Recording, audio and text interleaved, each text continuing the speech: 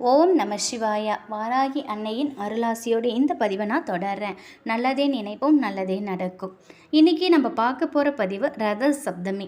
ரத சப்தமியில் விரதம் இருந்து சூரியனை வணங்கினா அரசு வேலை நிச்சயம் கிடைக்கும்.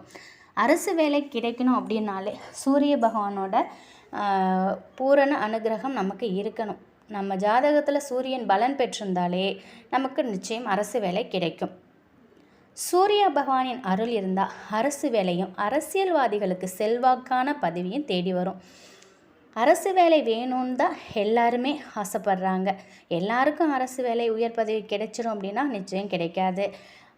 சூரிய பகவானை நோக்கி எப்பொழுதுமே அவரோட அனுகிரகம் இருக்கணும். அவரை நோக்கி எப்பொழுதும் வணங்கிட்டு வந்தால் நிச்சயம் அரசு சம்பந்தமான அனைத்து உதவியும் அனைத்து வேலைகளும் அனைத்துமே கிடைக்கும்.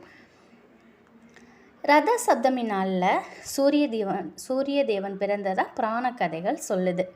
இந்த நாளில் சூரியனுக்கு விசேஷமான ஒளி கிடைக்கிது.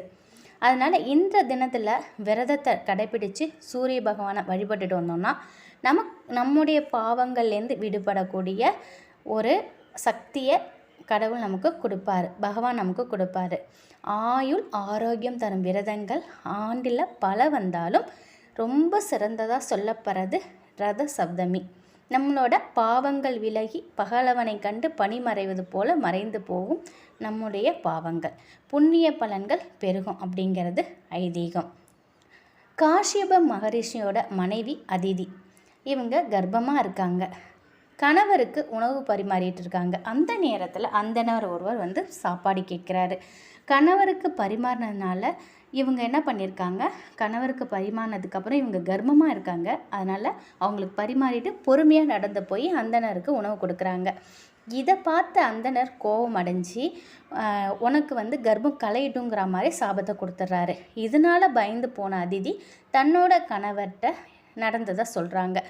இதை கேட்ட காஷ்யப முனிவர், கவலைப்படாத, அமிர்த நிறைந்த உலகிலிருந்து என்னைக்குமே அழிவில்லாத மகன் நமக்கு கிடைப்பான்னு வாக்களிக்கிறாரு. அதே மாதிரி ஒளி பொருந்திய ஒரு புத்திரன் அவங்களுக்கு கிடைக்கிறாங்க. அவர் தான் இந்த உலகத்தை காக்கக்கூடிய சூரிய பகவான். நாராயணனோட அம்சம்தான் சூரிய பகவான். சூரியன் பிறந்த நாள் திதிகளில் 7வது நாளான சப்தமி திதி. அதனால் அந்த நாளில் சப்தமி விரதம் அனுஷ்டிக்கப்படுது. இந்த நாளில் சூரிய உதயத்தில் நம்ம எழுந்திரிக்கணும். காலையில் புண்ணிய தீர்த்தங்களில் நீராடலாம்.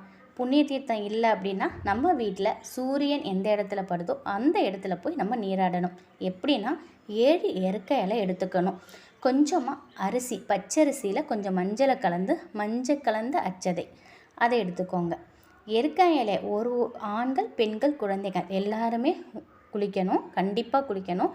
7 எருக்க இலையை தலையில் வச்சு அதில் அந்த அச்சதை இருக்குது பார்த்திங்களா, மஞ்சள் கலந்த அரிசி, அதை கொஞ்சம் கொஞ்சம் வச்சு நம்ம தலையில் தண்ணி ஊற்றி நீராடணும். இதை செஞ்சாலே நமக்கு 7 ஜென்மத்துக்குள்ள பாவம் நம்மளை விட்டு போகும்.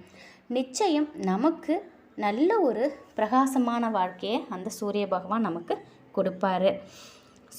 பார்வைக்கு தெரியும் பகலவனை ரத சப்தமி தினத்தில் வழிபடும்போது சூரியனை நோக்கி ஓம் நமோ ஆதித்யாய ஆயுள் ஆரோக்கியம் புத்திர்பலம் தேகிமே சதா அப்படின்னு சொல்லி வணங்குங்க. ஓம் நமோ ஆதித்யாய ஆயுள் ஆரோக்கியம் புத்திர்பலம் தேகிமே சதா அப்படின்னு சொல்லி வணங்கணும். அது மட்டும் இல்லை, இந்த சூரிய காயத்ரி மந்திரத்தை மனப்பாடமாக தெரிஞ்சு வச்சுக்கோங்க. ஓம் பாஸ்கராய வித்மகே திவாகராய தீமகி தன்னோ சூரிய பிரசோதயா. டெய்லியுமே ஞாயிற்றுக்கிழமை காலையில் சூரிய பகவானை பார்த்து இந்த ஒரு மந்திரத்தை சொல்லிக்கிட்டு வந்தீங்கன்னா அரசு வேலை மட்டும் இல்லைங்க, அரசு சம்பந்தமான அனைத்து வித பிரச்சனைகளிலிருந்து ஒரு தீர்வை கடவுள் சூரிய பகவான் நமக்கு கொடுப்பாரு. அறிவு, ஆற்றல், ஆரோக்கியம், ஆயுள் அப்படி எல்லாத்துலேயுமே சிறந்து விளங்கக்கூடிய அனுமனுக்கு அந்த ஆற்றலை கொடுத்த குரு யாருன்னு கேட்டிங்கன்னா சூரிய பகவான் தான். சூரிய பகவானை பொங்கல் அன்னைக்கு மட்டும் இல்லை, ரத சப்தமிக்கு மட்டும் இல்லை, எல்லா நாளுமே வழிபடலாம். நம்ம சூரிய பகவானை வணங்கணும் அப்படின்னா வாழ்க்கையில் தீவினை விலகி நன்மை நமக்கு ஒளி பரவும். இந்த நாராயணனோட அம்சமான சூரிய பகவானை நம்ம வணங்கும் பொழுது நமக்கு நீடித்த ஆயுளும் குறையாத ஆரோக்கியமும் நமக்கு கிடைக்குங்கிறது நம்பிக்கை. இந்த விரதத்தை எடுக்கும் பொழுது நமக்கு சுமங்கலித்தன்மை கிடைக்கிது.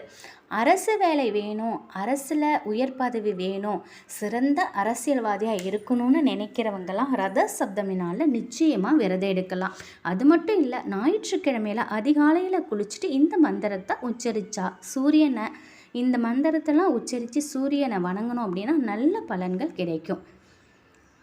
ரத சப்தமி வருகிற நாளில் நீங்கள் காலையில் 7 எருக்க இலையும் கொஞ்சம் மஞ்சள் கலந்த அரிசியும் தலையில் வைத்து நீராடுங்க, குளிங்க.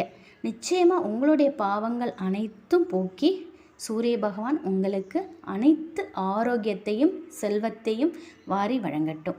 இந்த நாளை மறக்காதீங்க. ரத சப்தமினால் மறக்காமல் இந்த ஒரு குளியலை மேற்கொள்ளுங்க.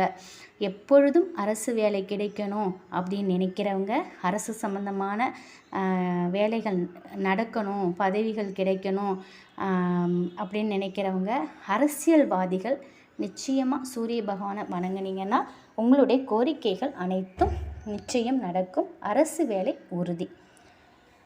சூரிய பகவானின் அனுகிரகம் பெற்று வாழ்க்கையில் உங்களுக்கு அனைத்தும் நல்லதே நடக்கட்டும். வாராகி அன்னையோட அருளாசியோட இந்த பதிவை நான் முடிச்சுக்கிறேன். நன்றி.